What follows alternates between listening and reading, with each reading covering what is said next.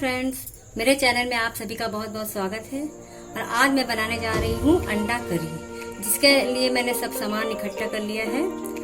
चलिए शुरू करते हैं। पहले हम अंडे को साइड में कर लेते हैं और सबसे पहले मिक्सी का जार ले लेते हैं और मसाला बनाने की तैयारी करते हैं।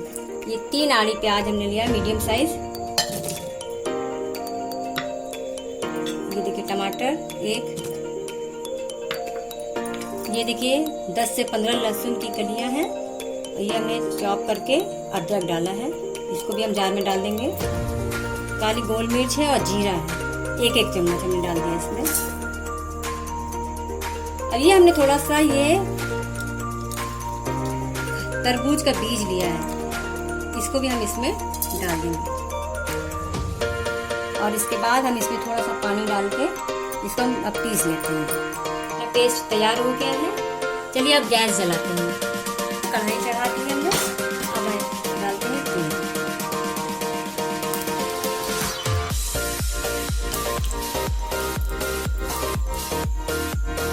अब हम इसमें आधा चम्मच नमक डाल देंगे, थोड़ी सी हल्दी। अब हम इस अंडे को फ्राई करेंगे, तो मिक्स करेंगे ऐसे ऐसे। चलिए फ्राई करते हैं। तेल गरम हो गया, अब हम एक एक अंडा इसमें डाल देंगे।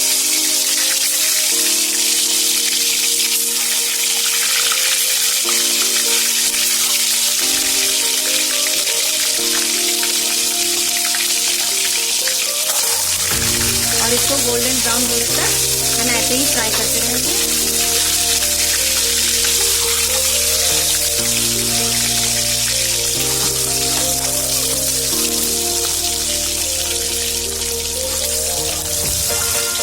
उलटते पलटते हुए फ्राई करेंगे। देखिए अंडे फ्राई हो गए हैं। अब हम इसको एक बाउल में निकालेंगे। गैस को थोड़ा सा धीमे कर लें,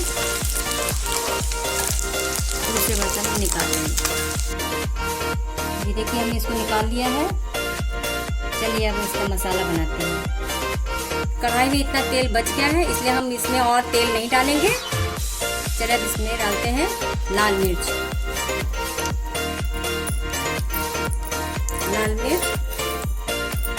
जीरा,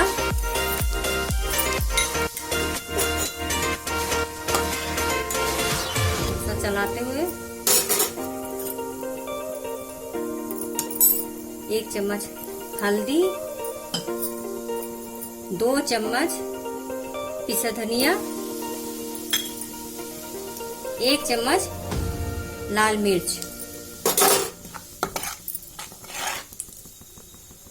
देखिए मसाला भुन गया है। अब हम इसमें वो पेस्ट डालेंगे जो हमने बना के रखा है।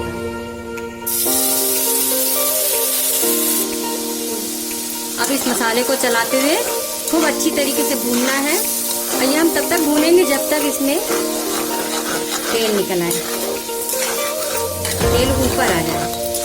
ये देखिए अब हम इसमें स्वाद अनुसार नमक डाल देंगे।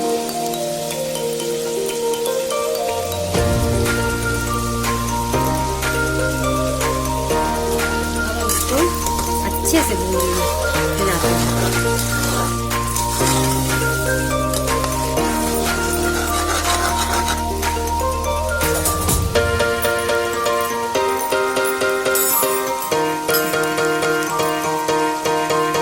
देखिए इसको अच्छी तरह चलाएंगे। इसमें हमने पानी नहीं डाला मसाले में, क्योंकि ऑलरेडी इसमें प्याज से पानी निकलता है।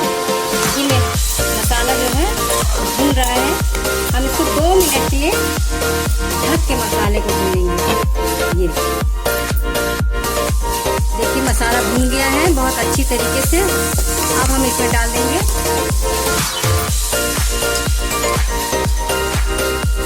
गरम पानी, जो हमने पहले से करके रख लिया था।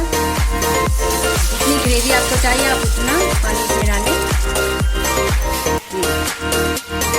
अब हम ग्रेवी को पकने के लिए छोड़ देंगे।